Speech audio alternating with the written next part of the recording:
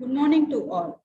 I am Mrs. Vijayalakshmi, working as Assistant Professor in Community Health Nursing Department, Sri Balaji College of Nursing.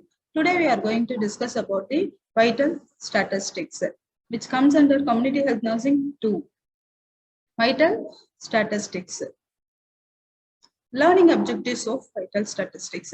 So at the end of the class, the students will be able to gain knowledge about meaning of vital statistics, purpose of vital statistics, uses of vital statistics, scope of vital statistics, sources of vital statistics, importance of vital statistics, and methods of data collections.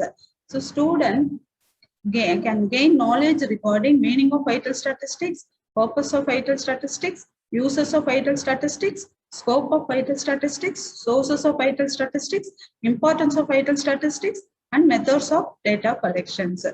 First, we'll see about what is vital statistics. Vital statistics are conventionally numerical record of marriage, birth, sickness, and death by which the health and growth of the community may be studied. Or it is a branch of biometry deals with the data and law of human mortality, morbidity, and demography. Vital, which means vital means important. Statistics means the number presented in a numerical way. Vital statistics are conventionally numerical records of marriage, birth, sickness, and death by which the health and growth of the community may be studied. Or it is a branch of biometry deals with data and law of human mortality, morbidity, and demography. Morbidity means studying about the disease and its rate. Mortality means death rate. Demography, which means studying about the population and their density. Next, we'll move on to purpose of vital statistics, which plays major role in community health, administrative purpose, health program organization, legislation purpose, and government purpose. First, we'll see about the community health. What is the main purpose of vital statistics? Under community health, it helps to describe the level of community health and to diagnose the community illness and to discover the solution to health problems. So, under the community health, the vital statistics helps to describe the level of community health. And also it helps to diagnose the community illness and to discover the solutions to health problems. Once we can able to describe the level of their health, we can able to make up the diagnosis very easily. Once we are diagnosing the community illness, we can able to discover the solution, and also we come to know the health problems, the solution to the health problem. Next, in administrative purpose, the main purpose of vital statistics is it provides clues for administrative action to create administrative standards of health activities. This vital statistics provides main clue for administrative action, which will create administrative standard of health activities. So we'll have the plan according to the vital statistics, death rate, marriage rate, divorce rate, and morbidity and mortality rate. We can able to do the standard administrative work and health activities. Then health programmed organization. In what way it helps in the health programmed organization? We'll see.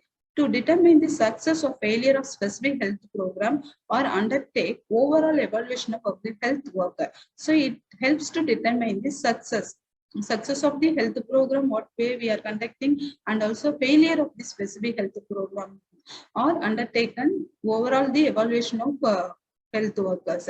Then legislation purpose. It also helps in the legislation purpose to promote health legislation at local, state, and national level. Then also it have the purpose in government purpose. This statistics, vital statistics, which helps the government also to develop policies, procedure at state and central level. These are all the purpose. Community health, and under the community health, it helps to describe the level of community health, and also it helps to diagnose the community illness, means we can able to find out the basic need and the priority need of the community illness and diagnosis. Then to discover the solutions to health problem.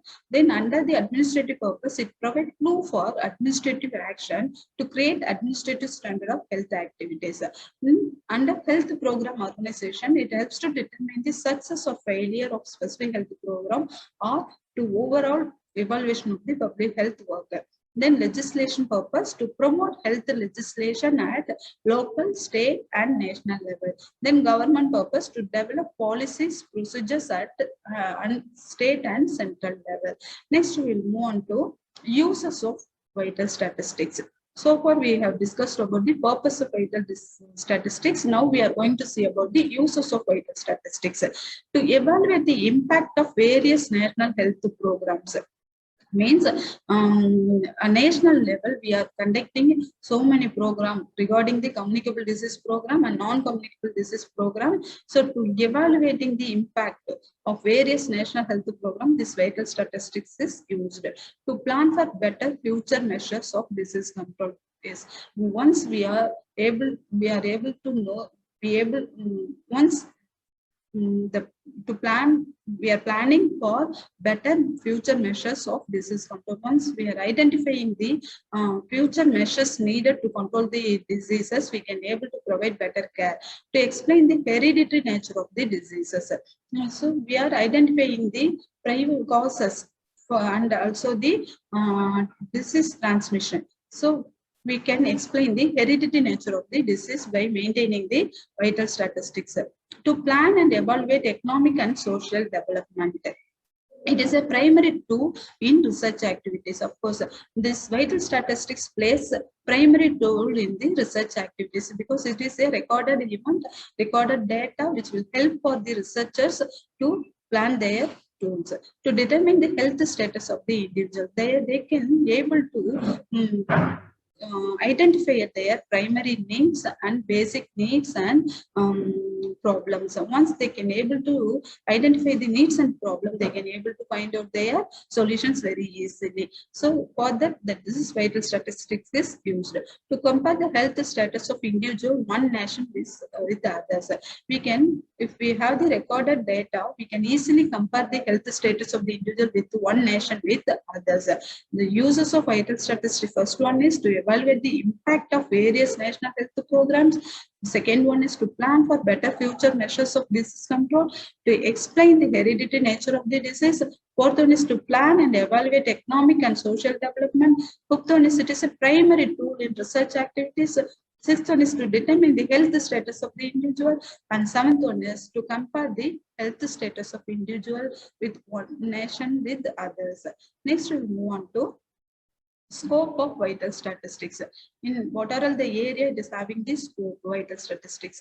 First one is statistics and planning. It is having the scope in statistics and planning. Statistics is indispensable into planning in the modern age, which is termed as the age of planning. Almost all over the world, the government are restoring to planning for economic development, because the planning is an essential tool for all the programs. So before going to implement any program, we need to have the statistics and planning. Once we have this planning and statistics, it will help for the economic development all over the country. So statistics is an indispensable into planning in the modern age, which is termed as the age of planning. Almost all over the world, the government are restoring to planning for economic development. Next scope is statistic and economic. How statistics which helps in the economics. Statistical data and techniques of statistical analysis are immensely useful involving economical problems such as wages, price, time series analysis, demand analysis. So statistical data and technical have the useful in economical problem in the way of wages, price, time series analysis, demand analysis. Next scope is statistics and business. Statistics is a responsible tool of production control. Business executive are relying more and more on statistical techniques for studying the much and desire of the valued customer.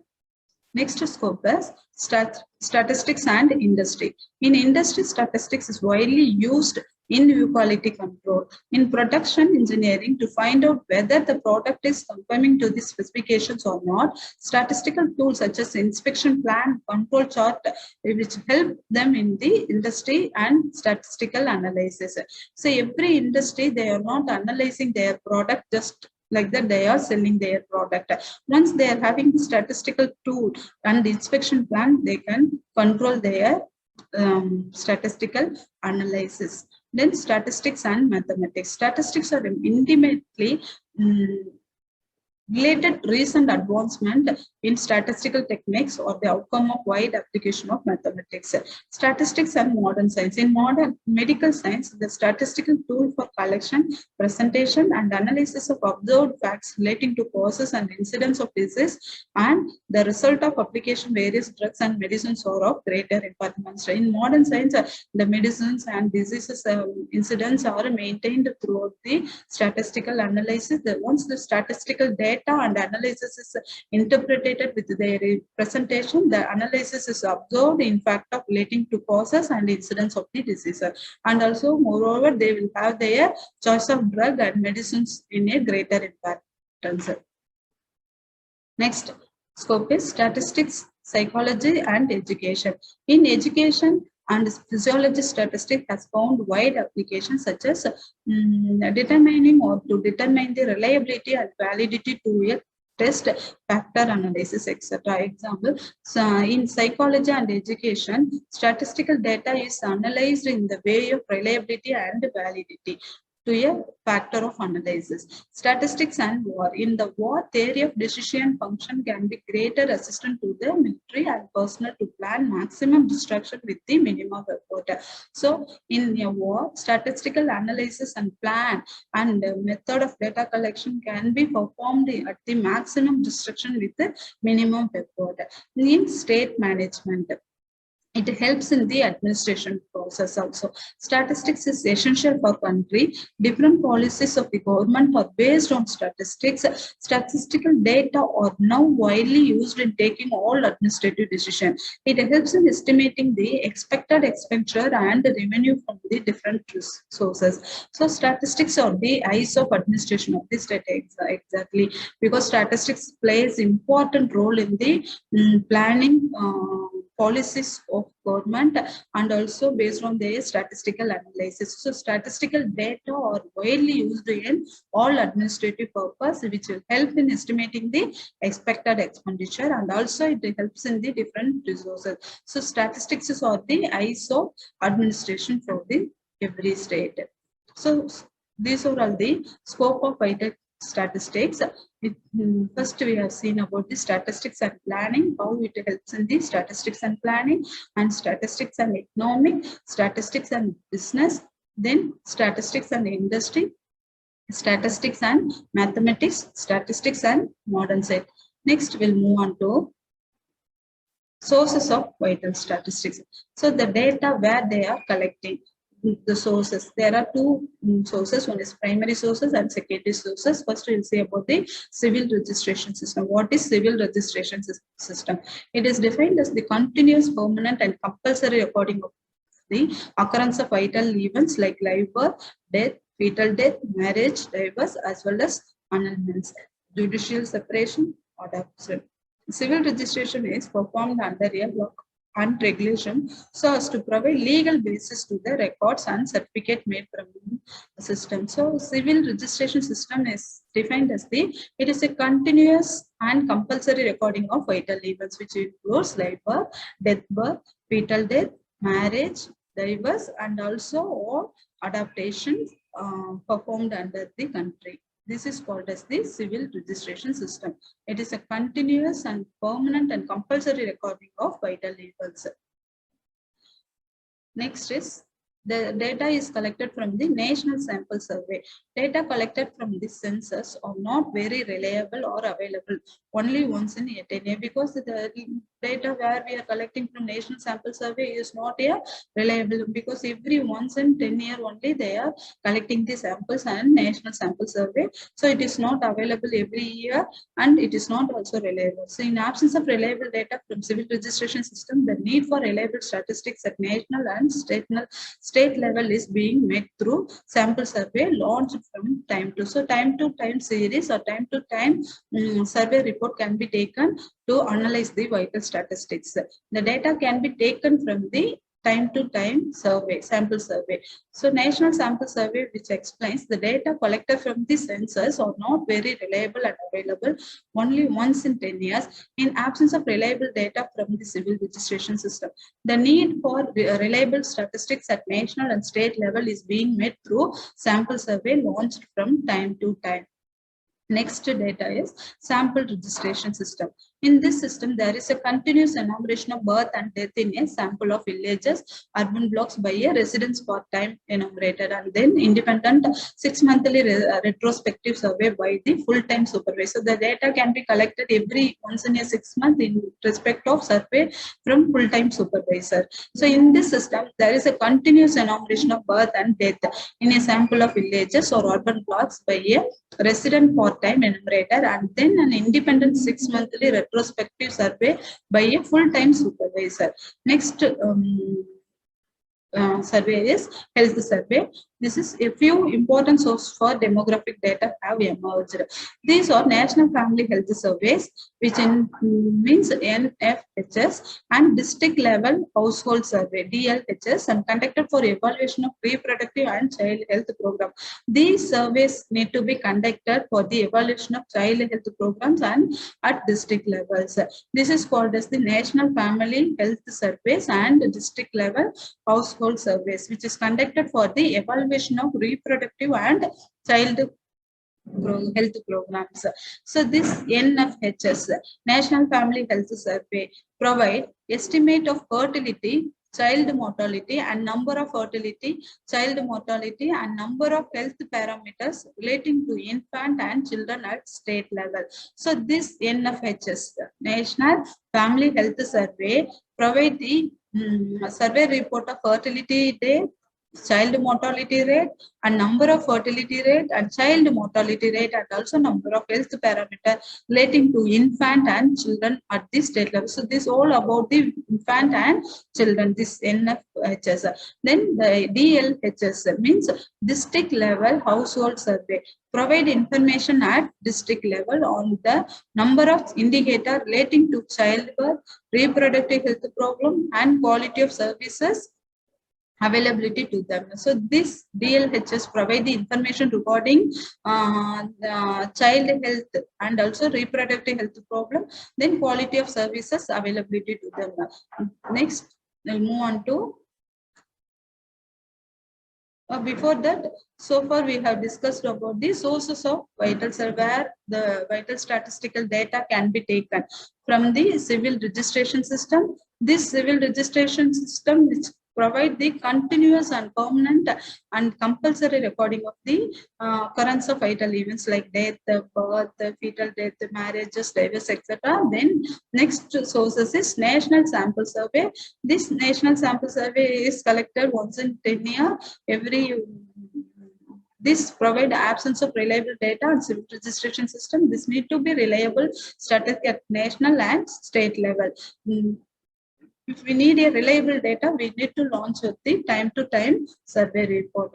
Next, sample registration system. In this system, there is a continuous enumeration of birth and death in a sample of villages and also urban blocks by a residence part-time, which will enumerate an independent 6-monthly retrospective survey by a full-time supervisor. Next, next one is health survey. These have two types of survey. One is National Family Health Survey and district level household survey. This National Family Health Survey provide fertility and child mortality and number of fertility, and DLHS provide information about the district level and also on the basis of child health and reproductive problem. Next, we will move on to importance of vital statistics. Why? we need to study about this vital statistics. What is it is important to evaluate the impact of various national health programs. So once for controlling the communicable and non-communicable diseases, various national health programs are taking place. The government of India is initiating various national health programs to, after the program implementation, whether the program is effective or not, we need to evaluate the impact at the various national level.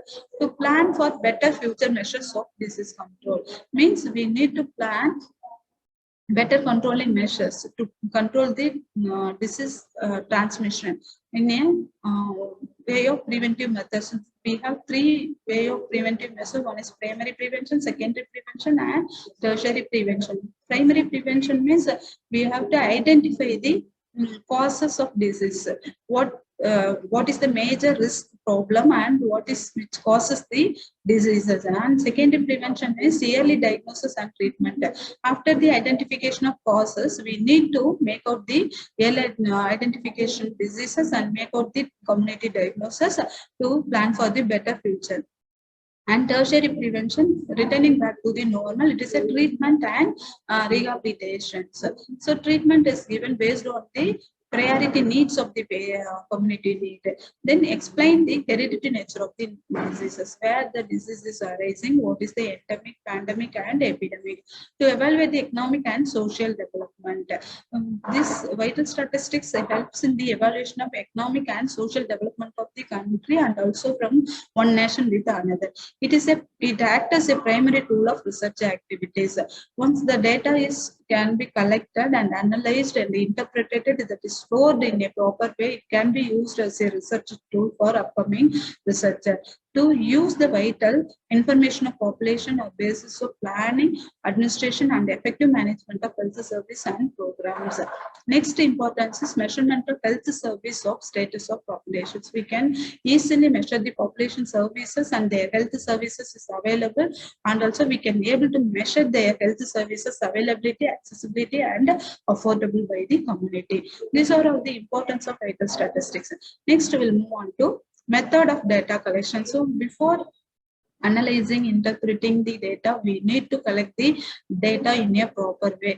That we need a method. So method of data collection. What is data collection? It is the process which the researcher collect the information needed to answer the research problem. So it is not an ending process, it is a continuous process. It is a process by which the researchers collect the information needed to answer the research problem. The task of data collection begins after the research problem has been identified and research occurs. So once the data is collected, we can easily able to find out the research problem, and also this can be identified through the proper design, research design, and chart out. In collecting data, the researcher must decide which data to be collected, how to collect the data, who will collect the data, and when to collect the data. So before collecting the data, the researcher must decide what data can be collected, how the data can be collected, who will collect the data, and when to collect the data. The selection of method for collecting information depends upon the resource availability, analysis and reporting, and resources and the skills of the evaluator. So selection of the method collecting information depends upon the resources available, and then analysis and reporting, resources availability, and the skill of the evaluator. Method of data collection essentially two types. One is primary data collection and secondary data collection. Primary data means which those data collected for the first time under original in character. This is collected directly by the observer, and this can be in a original character. It is not be collected from the recorded event. It is collected directly from the first time, collected for the first time by the person. It is original in character. Secondary data. These are the data which have already been collected by someone else and which have through some statistical analysis. This data can be already in a recorded form, which is observed and recorded by the researcher. This can be collected for secondary data.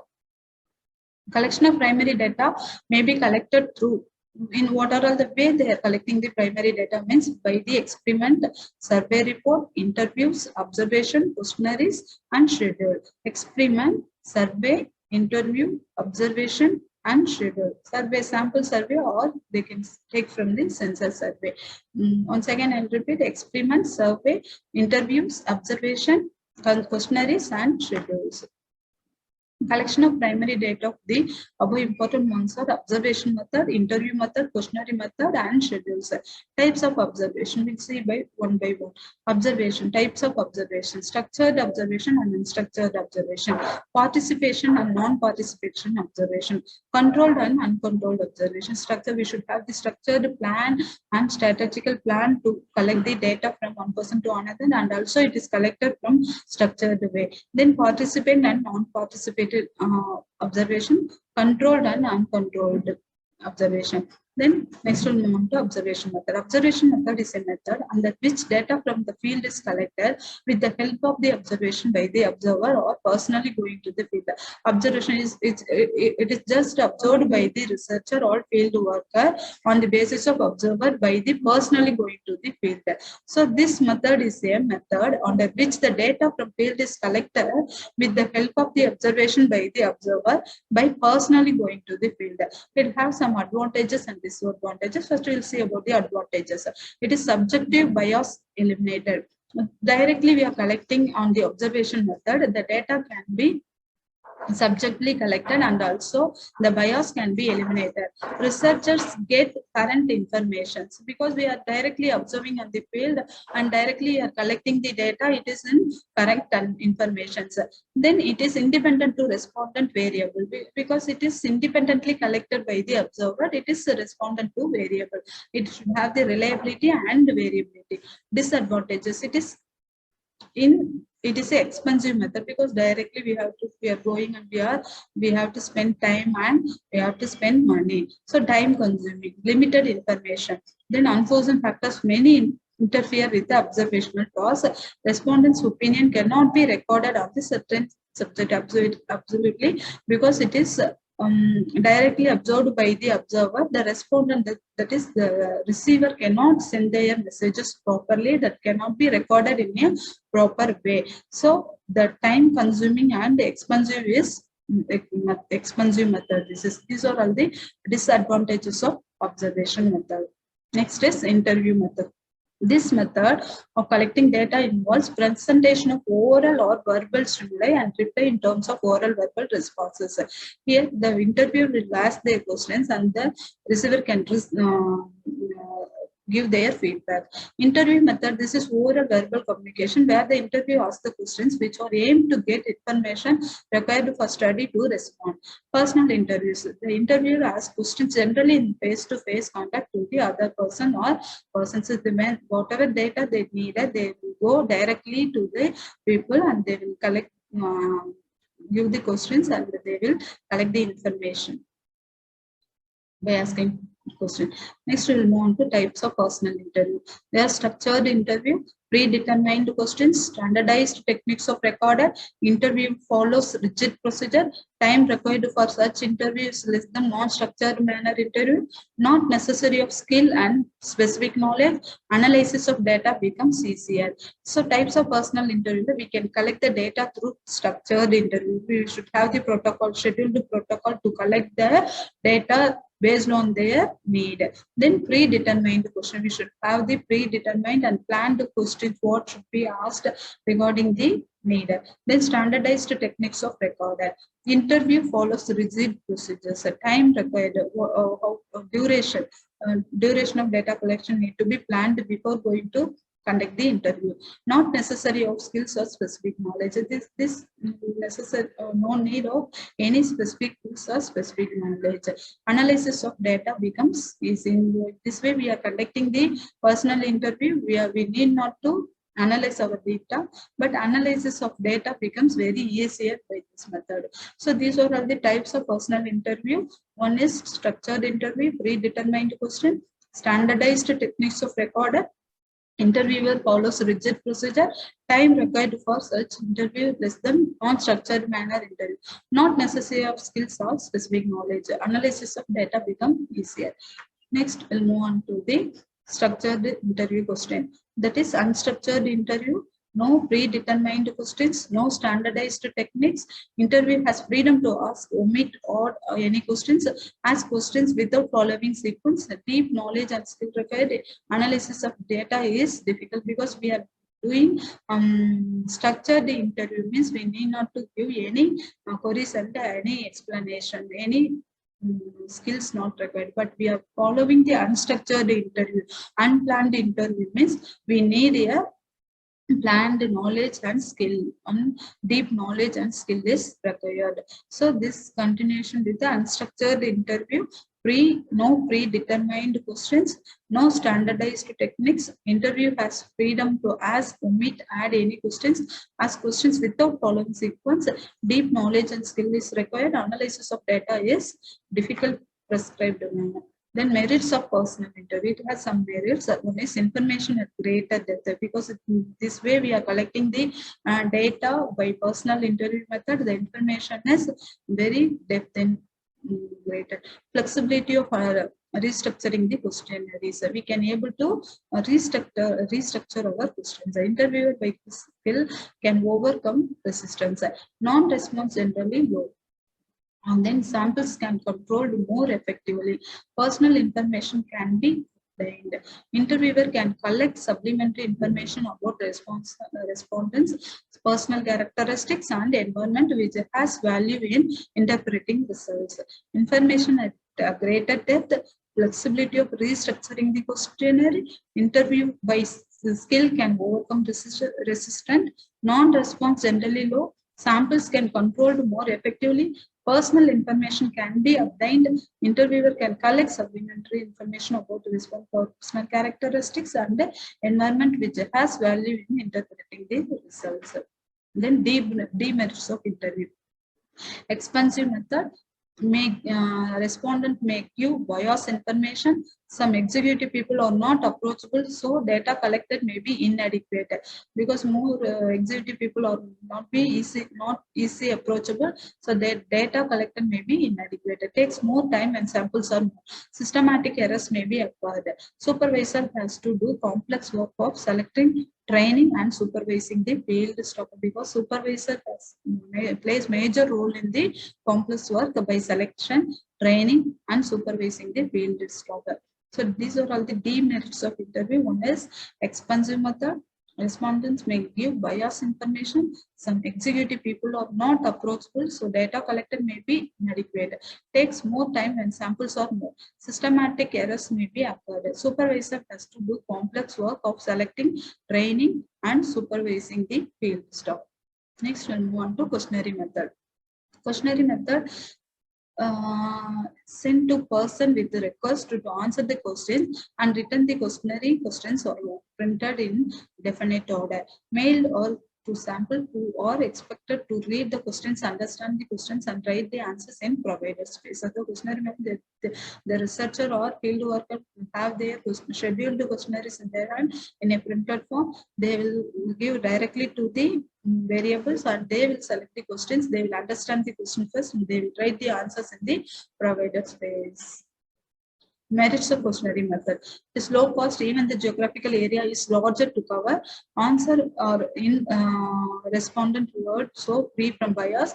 Adequate time to think for answers. Non-approachable respondent may be conventionally conducted. Large samples can be used, so results are more reliable. So this questionnaire method, directly we are handing over the questions to the people, so they are having the low cost. In the even we are covering the geographical area. Then answer or respondent handed, so no bias can occur. Adequate time will be given to think for their answer, so they can think easily and they will give the proper answer. Non-approachable response may be conventionally conducted. Large samples can be used, so results are more reliable. So results will be more reliable. Next is demerits of questionnaires. Low rate of return of duly filled questionnaires can be used when respondent is educated and cooperative. It is inflexible. Omission of some questions, difficult to know the expected respondent have filled the form, or it is filled by the someone else. Slowest method of data collection, because we are handing the questions directly to the persons. We will not know that whether the person is filling themselves or they are filling by someone else. So the demerits of questionnaires or low rate of return of duly filled questionnaire can be used when respondent is educated and cooperative. It is inflexible. Omission of some questions. Difficult to know the expected respondent have filled the form or it is filled by someone else. Slowest method of data collection. It will take time. The next one is scheduled method. It is one of the important method for study of social problems. Scheduled like questionnaires, but it is filled by the enumerated. We are scheduling the questionnaire by fill the enumerated. Enumerated are specially appointed for filling the questionnaires. It is an important tool or important method for studying the social problems. This enumerator explain the aims and objectives to respond and fill the answers in a provided space. This scheduled method will have the scheduled questions and planned strategy. This scheduled questionnaires must be filled by the enumerator. The enumerator are specially appointed for filling the questions. The enumerator explain the aim and objectives to respondent and fill the answers in provided. They will read out the question. They will ask the person to fill their answers in a provided space. Next, we'll move on to the secondary data. So far, we have discussed about the primary data, in what way they are collecting the primary data, and what are all the types of primary data can be collected, and what way they are collecting the data, what are all the advantages and disadvantages, what are all the merits and demerits. Now, we are going to see about the secondary data. Secondary data using existing data generated by large government institutions, healthcare facilities, etc. As part of organizational record keeping, the data is then extracted for more varied data fields. Secondary data, this data can be collected from the recorded event, not directly observed by the person or personal interview method. It is collected by the recorded event or record. This can be collected on data generated by the large government institutions, healthcare facilities. Then sources where they are collecting the data. Sources of data collection: government website and books, journal articles, internal records.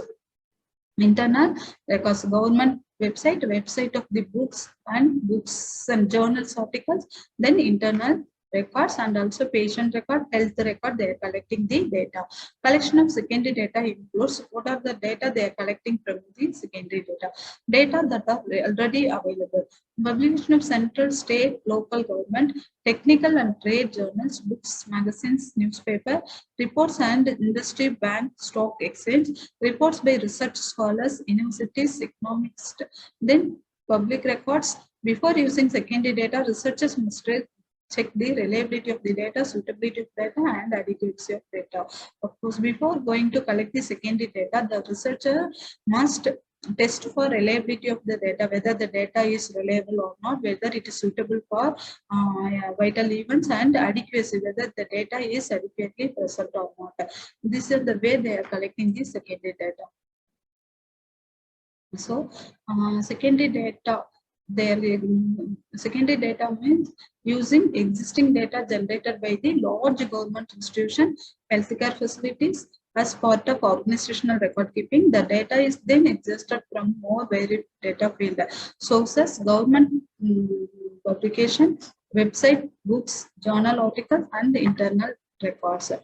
So collection of secondary data includes data that are already available, publication of central, state, local government, technical and trade journals, books, magazines, newspaper, reports and publication of industries, bank on stock exchange, reports by research scholar, universities, and public records. Before using the secondary data, the researcher must check for the reliability of the data, suitability of data, and adequacy of data.